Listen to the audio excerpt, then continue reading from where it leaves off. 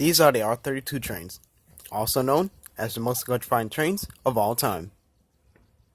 There were 600 cars built, the biggest order for an individual car type before the introduction of new technology, and also the largest rail car order in the US for subway cars at the time.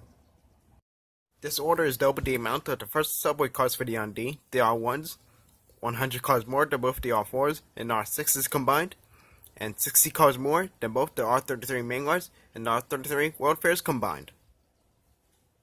Comparing the numbers, the R32s would be 35% of the entire R9 order and 42% of the entire RT Redbird order. The order is split into two parts. The first part, the R32s, are numbered 3350 to 3649. Second part, R32As, are numbered 3650 to 3949. The only difference between the two car types is that the R32s were paid for by the 1963 to 1964 NYC capital budget, while the R32As were funded through the proceeds of a revenue bond. Today, most of us rail fans refer to the entire order as R32s, but are also split into Phase 1, Phase 2, and General Electric. The R32 Phase 1 and 2 cars were rebuilt by Morrison Knudsen. Phase 1 cars have Wabco air brake packages, General Electric master controller, and Thermo King HVAC units, while the Phase 2 cars had New York air brake equipment, Westinghouse master controllers, and Stone Safe HVAC units.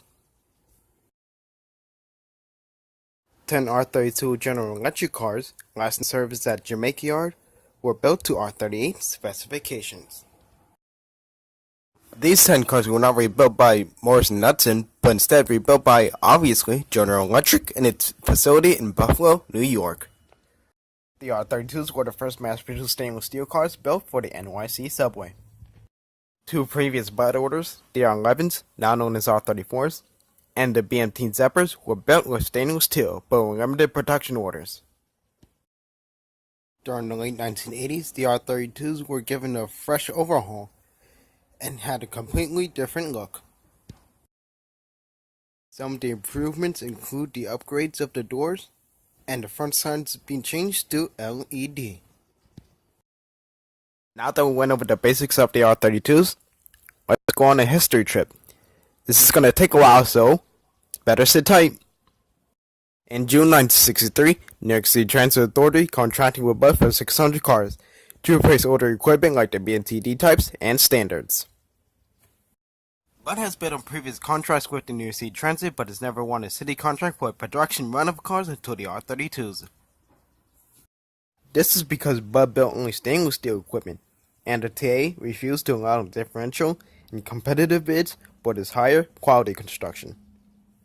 Eventually, Bud was picked to build the R32s, and beginning with the R32s, all future subway orders were built with stainless steel.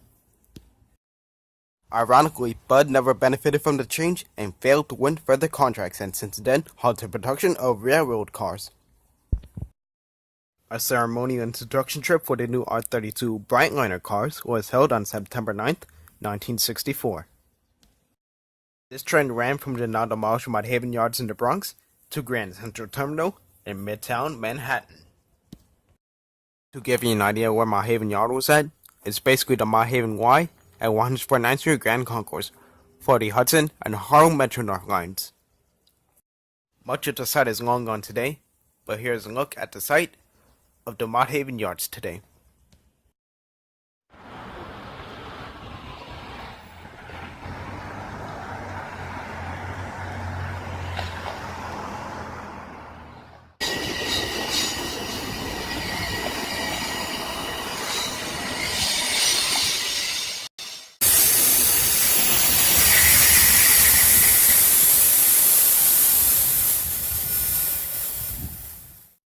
Fun fact, my old high school was built on the site of the Mott Haven Yards, but anyways, back to the R32s. After testing on the New York Central Railroad, the new cars were then placed into service on the queue on September 14th, 1964. R32s also ran on the QT and the QB lines. By the opening of the Christie Street connection, the R32s were in service on the AA, B, D, and TT lines. There were also a few sets that ran on the N as well. However, beginning in the 1970s, more R32s were sent to the N. By 1977, the car assignments has changed yet again. Some R32s were sent to Jamaica Yard for service on the E, F, GG, and N lines, with the rest staying in Coney Island for service on the R train. 10 years later, in 1987, assignments were now the B, D, K, which was originally the AA, the GG, which has now been renamed to the G, N, and finally, the Q trains.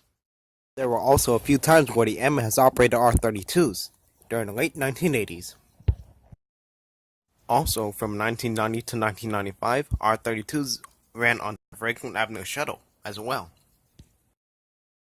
Also at this time, the R32s were taken off of the G train, and the displaced units from the G were put into service on the E and F trains. And by 1998, the assignments were changed yet again, and the R32s were in service on the C, E, N, and R lines. R32s were also assigned to the temporary 63rd Street Shuttle, which only ran from February to October of 1998. By mid-2000s, R32s were assigned yet again and saw service on the A. Also, R32s were sent to the W train. Yes, this is photographic evidence that R32s did run on the W train at one point. Also at this time, there was an increase in sets of R32s on the F train. By 2007, retirement of R32s began to take place. But this is where things get really interesting. This is the time where a handful of R32s were replaced by R160s. At this time, most R32s at Jamaica Yard were either moved or retired, which meant no more service on the E and F trains.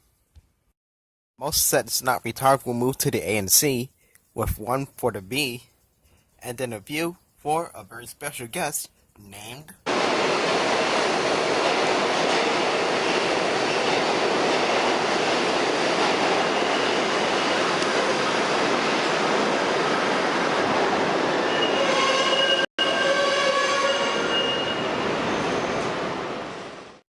Yep, R32s did make an appearance on the V months before retirement, and they looked badass and sexy.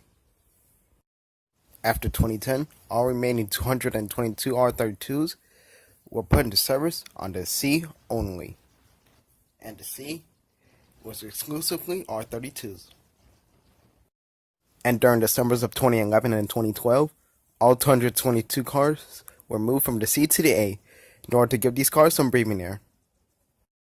After 2012, due to the damages caused by Hurricane Sandy in the Rockaways, some R32s were sent into the isolated area of the Rockaways. And when I mean isolated area in the Rockaways, I mean the section between Beach 90th Street and Bar Rockaway. The section between Rockaway Park and JFK was damaged. A special H train ran from 2012 to May 2013, running with R32s. And that was really awesome. Yes, you could say the Rockaway Shuttle ran with R32s for a few summers, but ultimately the H train is God compared to the Rockaway Shuttle. After service returned to the Rockaways, R32s returned to the C, but in summer 2013, we had something very interesting. That's right, some R32s were moved from the C to the J and Z in exchange for some R160s at East New York. This swap made foamers go nuts because R32 J and Z and R160Cs are very, very, very rare. R160 swaps only happened during the summers, but at least one R32 was preserved at East New York for service on a J and Z.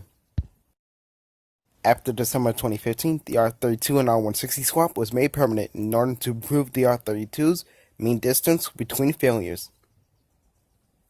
By the time the R179 started to appear on empty property by the end of 2017, assignments were more or less some on the A, Z, and half for the J and Z. And after R179 delivery started to pick up, the R32s on the J and Z started to disappear.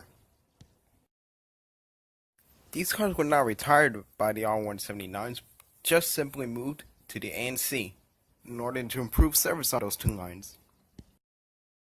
As of today, all 222 remaining R32s are split between the A and C, with more R32s serving the C than the A.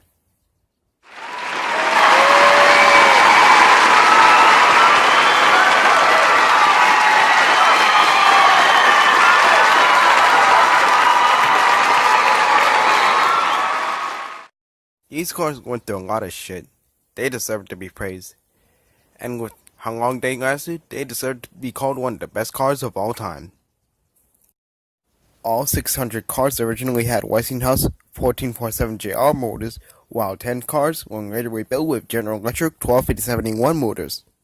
The traction system for all cars was General Electric SCM 70KJ19283 DC propulsion system. Basically, Westinghouse units sounded similar to R44s in the subway.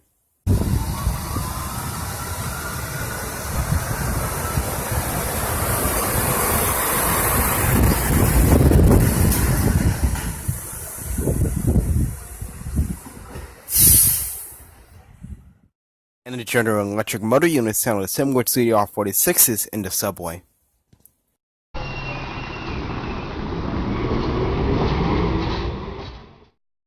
So, in my opinion, these trains are the best, I repeat, the best subway car order for New York City Transit, because they lasted over 55 years. I wouldn't be surprised if they last 60 years.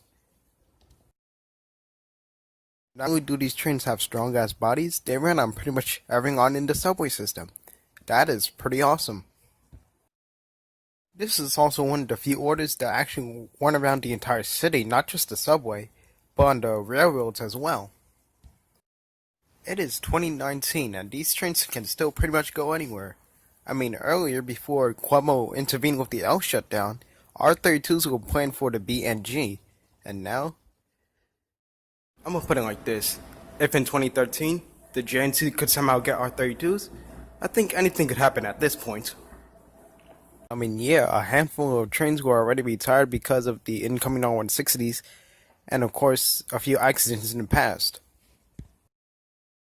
The R32s are expected to retire by 2022 by the R211s, but I'm more interested in what happens between now and then. I'm not gonna lie, but it looks like the remaining 222 R32s are gonna die on the A and C lines, but don't say anything just yet, anything could happen. Never say never, because, in all reality, the R32s may appear on a line that hasn't had them in a long time. Never know. So in conclusion, even if they stay on the A and C lines, better catch them while you can, because before you know it, they'll be all gone in a blink of an eye. As always, thank you guys for watching, hope you enjoyed this review, and of course stay tuned for more transit content coming your way.